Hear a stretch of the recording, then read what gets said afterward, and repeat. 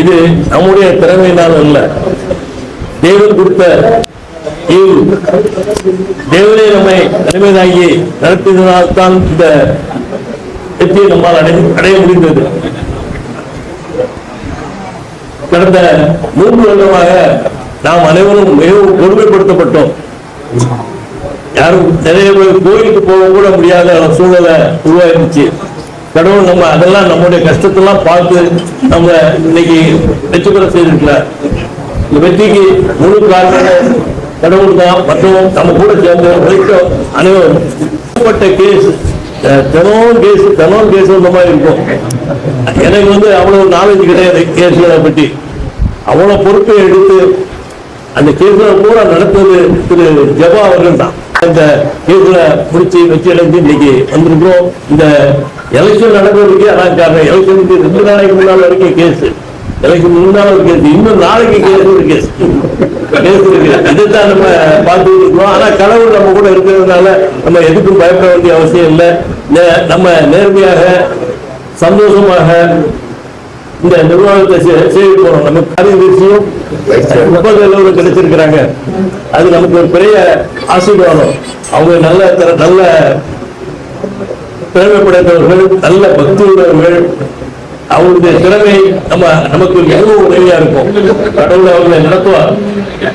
நம்மளும் எதுவும் ரொம்ப அக்ரெசிவா இல்லாம நியாயமா யாரையும் ரொம்ப கஷ்டப்படுத்தாம அதே சமயத்துல செய்யாம நம்முடைய பணியை சரியாக செய்வோம்னு நினைக்கிறேன். பொருளாளர் நமக்கு ஒரு சிறந்த பொருளாளர் கிடைச்சிருக்காங்க. அது நமக்கு கடவுளுடைய சுற்றத்துல நல்ல பொருளாளர் அமைந்திருக்கிறாங்க. அவங்க எனக்கு தெரியும், அவங்க தவறு செய்யாதவங்க, தவறு செய்ய மாட்டாங்க. அதனால நம்ம தைரியமா இருக்கலாம். நம்ம தேசிய பணம் எதுவுமே வீணாகாது. அதனால எல்லாரும் சேர்ந்து அவங்களுக்கு நம்முடைய ஆதரவை கண்டிப்பாக கொடுக்கணும். நம்ம எல்லாரும் இணைந்து செயல்படணும். ஒருத்தர் உதவியா இருக்கணும். நிர்வாகத்தை சரியா நடக்கணும். யாரும் 3 வருஷத்துல எத்தனையோ அப்பாயின்மெண்ட், இல்லீகல் அப்பாயின்மெண்ட் போட்டாங்க. நம்ம முன்னாள் இருந்த வரைக்கும் எந்த இல்லீகல் அப்பாயின்மெண்ட்டும் போடல. நம்ம சீனியாரிட்டியை கரெக்டா ஃபாலோ பண்ணணும். இனிமே நம்ம நிர்வாக வர்க்கங்களும் கரெக்டா சீனியாரிட்டியை ஃபாலோ பண்ணணும்னு நினைக்கிறோம். முன்னாள் நம்ம ஆன்லைன்ல சீனியாரிட்டியை போட்டிருந்தோம். அதுக்கு ஒரு புஸ்தகம் எடுத்து கொடுத்துருந்தோம். இந்த அந்த ஆன்லைன்ல இருந்து புஸ்தகத்தை எல்லாத்துக்குமே தூரம் போட்டாங்க. ஒரு கமிட்டி அமைச்சு அந்த சீனியாரிட்டி லிஸ்ட்டை ரிவைவ் பண்ணி ஆன்லைன்லையும் போடுவோம்.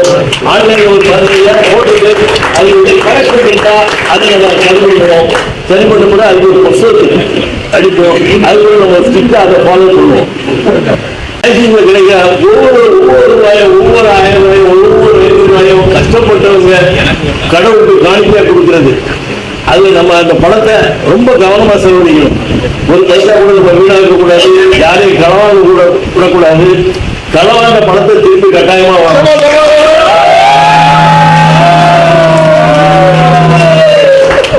இதெல்லாம் நம்ம கடவுளுக்கு நம்ம செய்வதற்கு கடவுள் நமக்கு தகுதியையும் கடவுள் நம்ம செய்வதற்கு கவனத்தையும் கடவுள் உட்பார்த்து நினைக்கிறேன்.